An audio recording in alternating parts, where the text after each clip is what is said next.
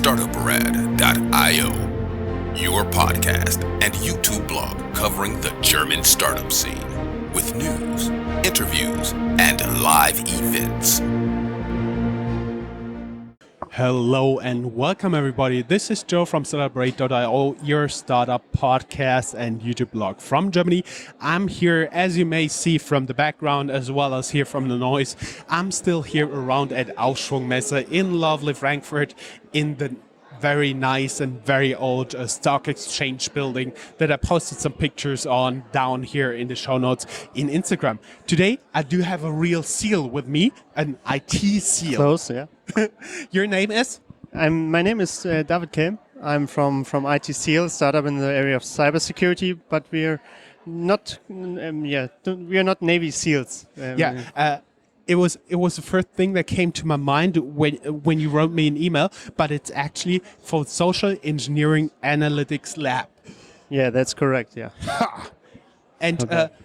The viewers can already guess you do social engineering stuff, right?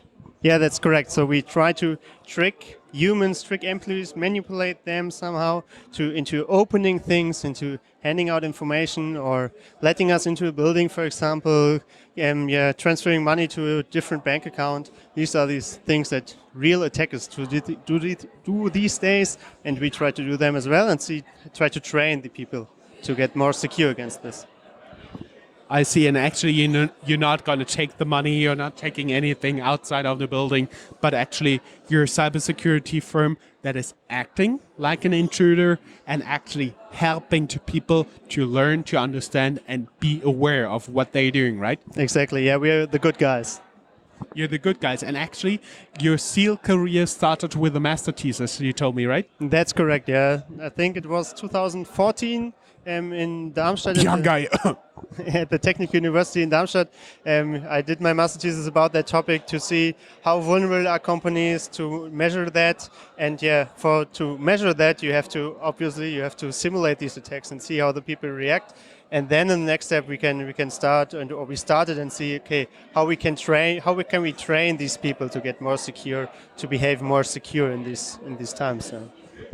I'm a little bit curious. Where do you get the ideas how to be bad? I've been working in some parts where you actually help forensics or stuff like that, and actually the guys who are working there who help to get the real criminals, they would be amazing criminals. So how do you train yourself? You're surfing a lot in darknet?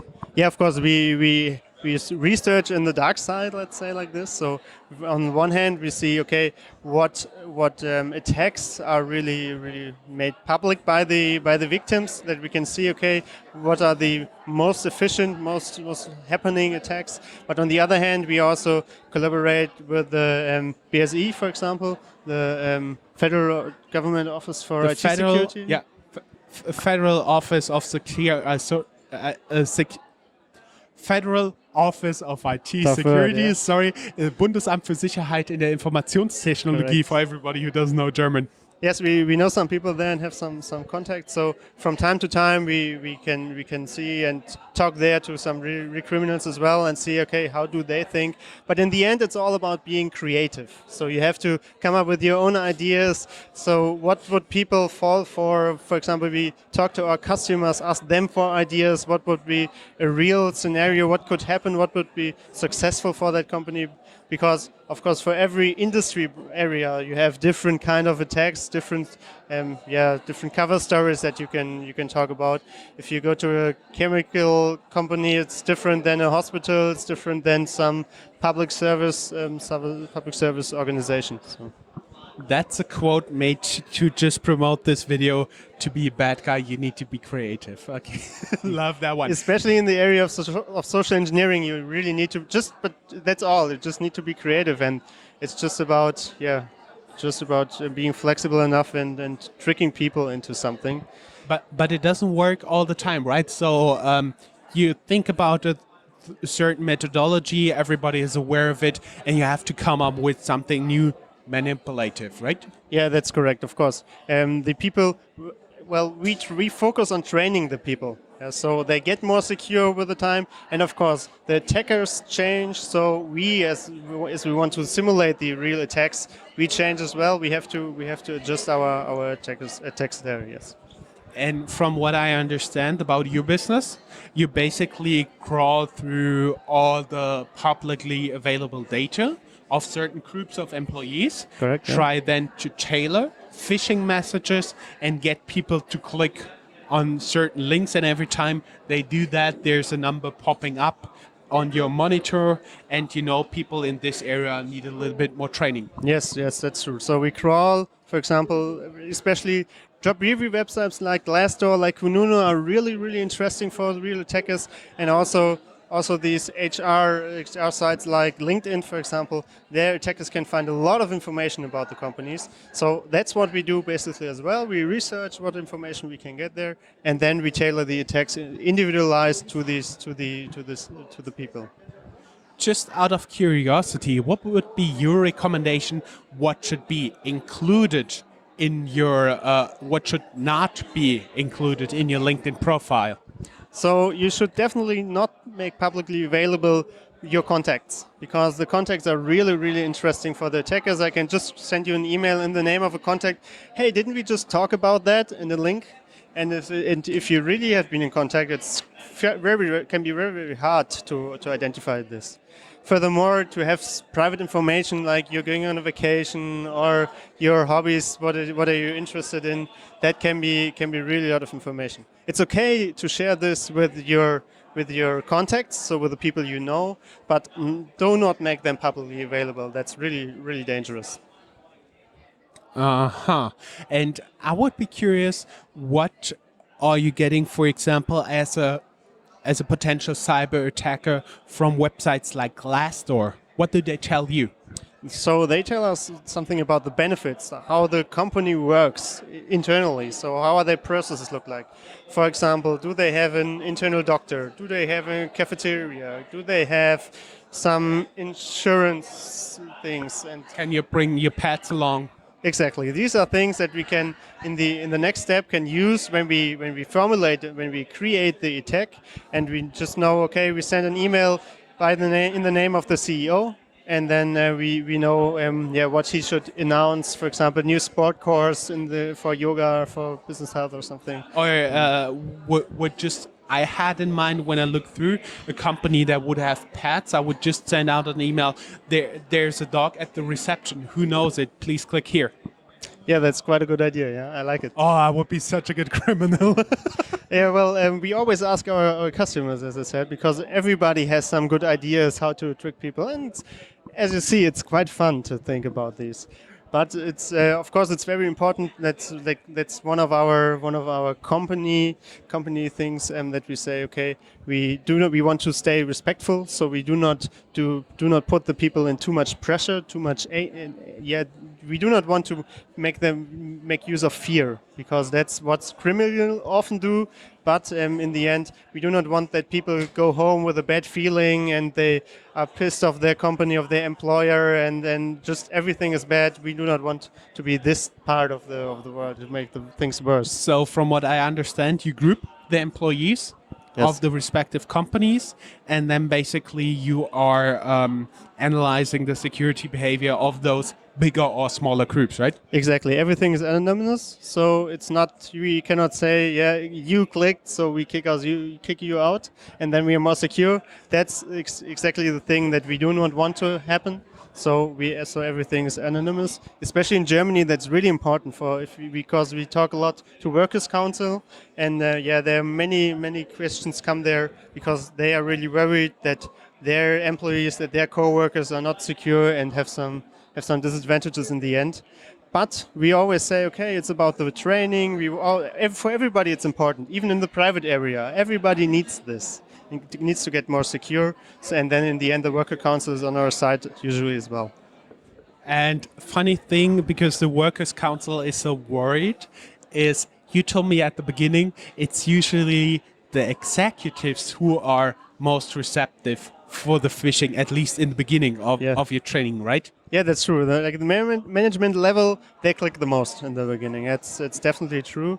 But we also see, since our trainings are usually over several months, we see they learn faster. So they get more secure after like 3 or 4 months. We see they click less. They started to get it, and they start to pay attention for their emails. And that's what we work for. That people just pay attention. Think 2 seconds about this, about the email you get. If you know where to look at, how to spot the signs, you will be far more secure. But these 2 seconds, that's all we fight for. Great. Before we get towards the end, I would just like to ask you which of the areas, the business areas, the categories of companies, which is the least secure and which is the most secure? So for the industries, we have that like the public sector is really quite vulnerable. There's a lot of things to do, a lot of work for us.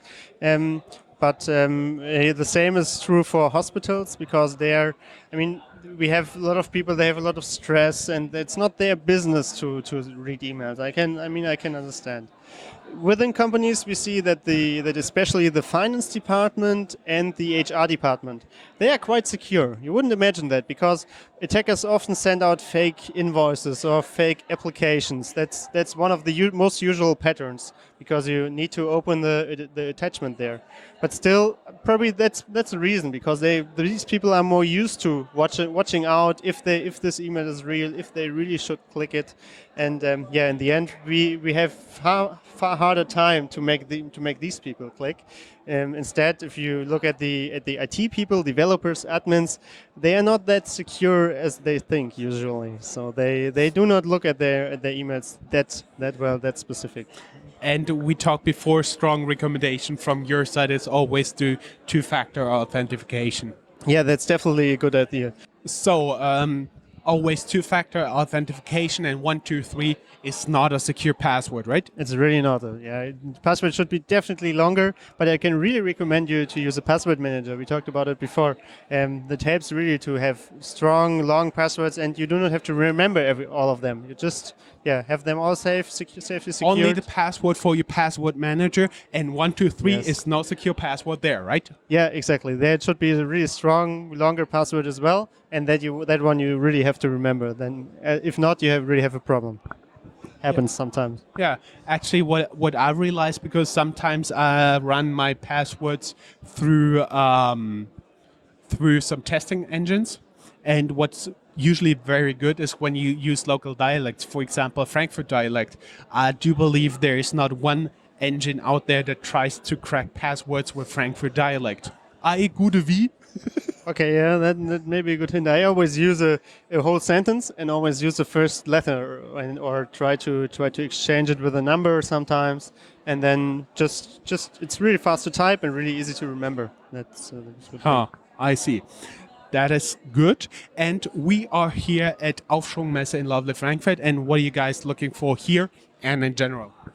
Yeah, well, in general, currently we are looking for an investment, so we're searching for a financing round these Like days. seed, pre-seed, Series A. What are you looking for? We're like in the middle of between seed and Series A, because recently we haven't had an investment so far, and so we are just funded by our own growth, our own Bootstrap? revenue. Yep. Yeah, Okay. bootstrapped, exactly. So we are already quite big. We have now eight employees, and we are growing quite well. Still, we are not really big enough for Series A, so it's something in the middle, and that can be quite hard in Germany to find some investors for that size. So a larger business angel round you're looking for. Yeah, so we are searching for around 800K. So it's not big enough for Series A, for VC, as you can see, and but for big business angels or strategic investors, that's where we are talking to currently, because there are many IT companies who have customers who ask them about topics like this, and then they come to us and ask if they can get partners with us, and of course we talk with them about now about an investment. Great. And everybody who would like to learn more about IT seals, go down here in the show notes. There's a link to your LinkedIn profile with not a lot of personal information, plus the company website where you can basically order their services. Yeah, that's true. Yeah. Is your program just working in German or also English speakers? And currently, languages we support is German, English, and French, but more languages très will bien. come. Because of course many German companies, they are international worldwide, so we have to soon we get many questions for Polish, Czech, and Mandarin and things like this. So we will support more languages soon. Great. It was a pleasure having you here. Thank you very much. That's all, folks. Find more news, streams, events, and interviews at www.startuprad.io. Remember, sharing is caring.